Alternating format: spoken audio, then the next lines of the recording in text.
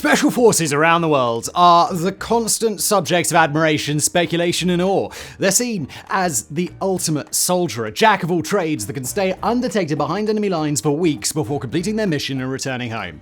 Obviously, movies are responsible for embellishing their capabilities and status as elite soldiers, but the Sky Eye reputation is also still pretty well earned. Their incredibly rigorous training would simply destroy the average person, ensuring that only those with the strongest bodies and the toughest minds make it through, an absolute necessity when you take a look at the types of missions that they must be prepared to embark on. Throughout the years, there have been more than a few daring missions carried out by various Special Forces units, and today we're going to cover 5 of these that carried the most risk and peril, both to the soldiers themselves and in some cases those they've been sent to rescue.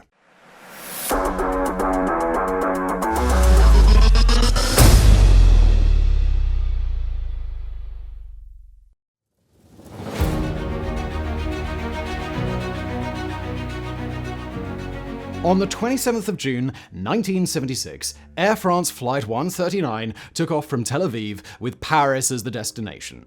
On the way, the plane landed in Athens, where it picked up an additional 58 passengers. Among these passengers were 4 terrorists, 2 of which were Palestinian, working for the Popular Front for the Liberation of Palestine, while the other 2 were German, working with a terror group known as the Revolutionary Cells. Shortly after taking off from Athens, these 4 men hijacked the plane, diverting it first to Libya, where it was refueled, and then to Entebbe, the capital of Uganda, where the 248 passengers, already traumatized by the day's events, were now hostages in a foreign land. The reason Uganda had been chosen as the location to hold them was because the then dictator of Uganda, Idi Amin, had been informed of the hijacking since the beginning and personally welcomed the terrorists to his country. Shortly after landing, the hijackers announced their demands: a $5 million ransom for the return of the airplane, and in exchange for the hostages, they demanded the release of 53 Palestinian prisoners, 50 of which were being held in Israel and 13 of which were being detained in various European countries. To amp up the pressure, they also announced that if the demands were not met, they would begin executing hostages in just a few days, beginning on the 1st of July. Just before we continue, I want to take a moment to thank our fantastic sponsor, Surfshark. You know, in today's digital age, we're all living our lives online, from banking to streaming our favorite shows. It's all too easy to forget about security and privacy. Enter the picture Surfshark, the superhero of the internet world. It's so easy to use that even the not so tech savvy can handle it. Remember the days when your location messed up your online plans? Well, those days are history, and here's where it gets exciting. And travel the world virtually, connect to popular websites, unblock streaming platforms, change your virtual location, and say goodbye to geo-blocks and government restrictions with Surfshark. And browsing on public Wi-Fi? Well, Surfshark encrypts your data and keeps you safe. Need to send or receive sensitive files? Well, they've got you back there as well, keeping your location and download history private. With 3,200 plus servers in 100 countries, GPS spoofing on Android, bypasser, top-grade encryption, a kill switch, and more, Surfshark has it all. And let's not forget, 100% RAM-only servers, ensuring that your data is wiped clean every time the server gets used. Still not convinced? Well, no worries. They offer a 30-day money-back guarantee, so you got time to try it out. So there you have it, Surfshark, the ultimate sidekick for your online adventures. And guess what? I got a special deal for you. Use the promo code Sideprojects at surfshark.deal/sideprojects, or click the link below, and you'll get an exclusive deal of 3 extra months for free. Thank you to Surfshark, and now back to today's video. On the 30th of June, 48 passengers were released, mostly consisting of the elderly and mothers with their children. Then, when Israel publicly agreed to enter negotiations, the deadline was pushed back to July the 4th, and another 100 or so passengers were released. But the day before, the hijackers had specifically split the group into 2 camps, one for Israelis and one for everyone else. As you can probably guess, the group of Israelis were the ones who had to stay behind, while everyone else was released, save for a few who chose to stay. In the minds of the hijackers, this gave them more bargaining power with the Israeli government, but this decision was actually the beginning of their downfall. You see, with time now running out and with no intention to agree to the terrorists' demands, Israel was left with no choice but to throw together a rescue operation and get it into motion as soon as possible. Initial plans for the operation seemed hopeless. The first idea was to parachute onto Lake Victoria, ride rubber boats to the coast, and take out the hijackers and ask Uganda for safe passage home. This idea was scrapped, not just because it banked on Idi Amin actually allowing them to leave, but also because of the fears that Nile crocodiles in the lake might cut the operation short before it could even begin. It was also the issue of finding a nearby place to refuel, as none of the East African nations wanted to get involved despite being sympathetic to the cause, because they feared Ugandan retaliation. However, Israeli intelligence, through some contacts with MI6, were able to finally convince Kenya to help out. Codenamed Operation Thunderbolt, the rescue mission began in haste on July the 3rd. A team of 100 Israeli commandos, including 29 members of the elite special forces, Sayeret Matkal, flew to Entebbe in 4 C-130 Hercules aircraft, touching down at 11 p.m. Vehicles had been brought along to drive the soldiers to the main airport terminal, including a sleek black Mercedes that had been chosen because it matched the car that Idi Amin was known to drive. The hope was that they could pretend to be the dictator and bypass security checkpoints, but it turns out that Amin had recently bought a white Mercedes, and 2 Ugandan soldiers moved forward to stop the incoming convoy. They were eliminated with silenced weapons, and the team reached the main airport terminal. Upon entering the building, the commandos shouted on megaphones in both English and Hebrew, stay down, we are Israeli soldiers." A gunfight with the hostage takers soon erupted, with 3 hostages being killed in the crossfire. The remaining 3 hijackers fled onto a connecting hallway, where they were pursued, grenaded, and ultimately killed by the Israeli soldiers. After the hostages had been secured, the C-130s were prepped to take them all home. While they were refueling, armored personnel carriers were unloaded to cover their backs, which were used to engage Ugandan soldiers that began firing from the control tower. Ugandan fighter jets were then destroyed on the tarmac to prevent anyone from chasing, and the C-130s triumphantly took to the skies. In all, the raid lasted just 53 minutes, during which the rescue team killed 7 terrorists, around 40 Ugandan soldiers, and destroyed 11 fighter jets. Out of the 106 hostages, 3 lost their lives and 10 were wounded, and unfortunately, 1 hostage was left behind in Uganda as she was at hospital during the time of the raid and was most likely murdered in retribution. Of the Israeli commandos, 1 was killed and 5 were wounded.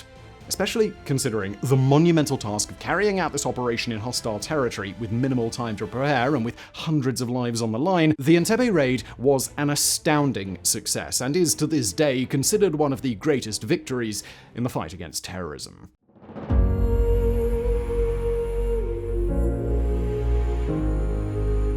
On October 13th, 1977, a Boeing 737 took off from Palma de Mallorca en route to Frankfurt, carrying 5 crew and 86 passengers. 30 minutes into the flight, the aircraft was hijacked by 4 members of the Popular Front for the Liberation of Palestine, who forced the plane to land in Italy, then Cyprus, then the UAE, then Yemen, before finally landing in the Aden Are airport in Mogadishu, Somalia. If this wild trip sounds similar to the previous hijacking that we just covered, that's because it is. The hijacking of Lufthansa Flight 181 was largely inspired by those events, which happened just a year earlier. In fact, some of the members of this new act of terror had given themselves the nickname Commando Marta Halima in honor of one of the terrorists killed in the Entebbe raid.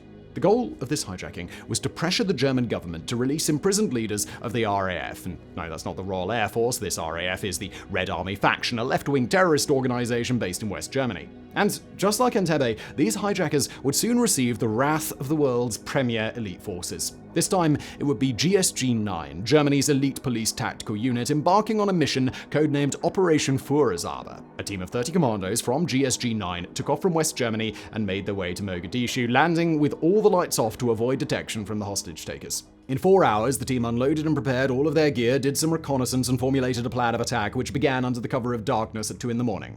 The commandos approached from the rear of the aircraft in its blind spot and set up ladders that had been painted black. Then, as a distraction, Somali soldiers set off an explosion 60 meters in front of the plane, causing the hijackers to rush into the cockpit to see what had been happening. This separated them from the hostages in the cabin. While the terrorists remained distracted in the cockpit, the rescue team scaled the ladders up to the emergency doors, blew them with explosive charges, and stormed the aircraft's interior. Recounted by one American passenger near the end of the plane, quote, "I saw the door open and a man appears. His face was painted black and he starts shouting in German, 'We're here to rescue you. Get down.' And they started shooting." In quick succession, all 4 terrorists were shot, killing 3 of them and wounding another. The emergency escape chutes were deployed, and all passengers and crew were immediately evacuated. The entire scene lasted just 5 minutes, during which not a single hostage was killed, only 3 received minor injuries, and 1 commando was injured. It was an incredible success, and a testament to the creation of the GSG-9 in the first place, which had initially received some criticism upon its inception. Also, with such confidence in their elite team, the German government announced that it would never again negotiate with terrorists, a promise which they've upheld to this day.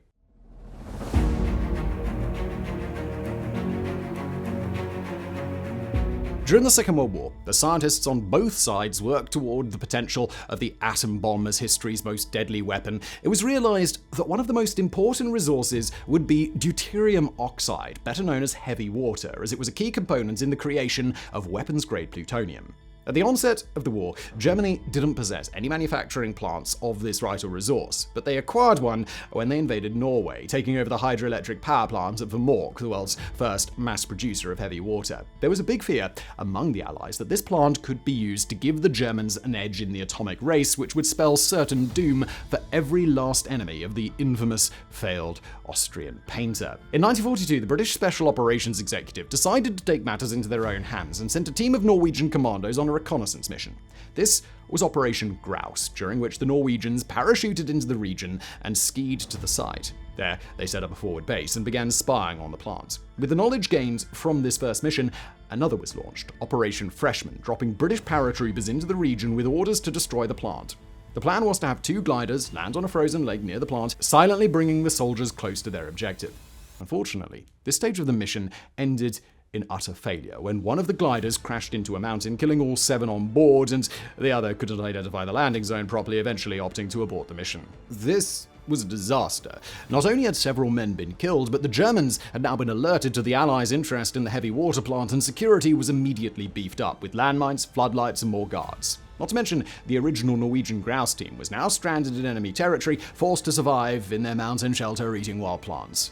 Not wanting to leave them stranded too much longer, a third mission was sent out in the winter of 1942. This time, the team descended down to a ravine next to the plant and scaled the steep hill to avoid detection. Following a rail line, the team was able to make their way into the plant's basement without encountering a single guard.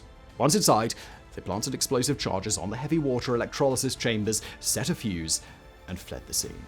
The ensuing explosions destroyed the entire German inventory of heavy water, and despite a 3,000-man search, none of the special operators were ever located, having skied into Sweden, blended into Oslo, or remained behind enemy lines for future work.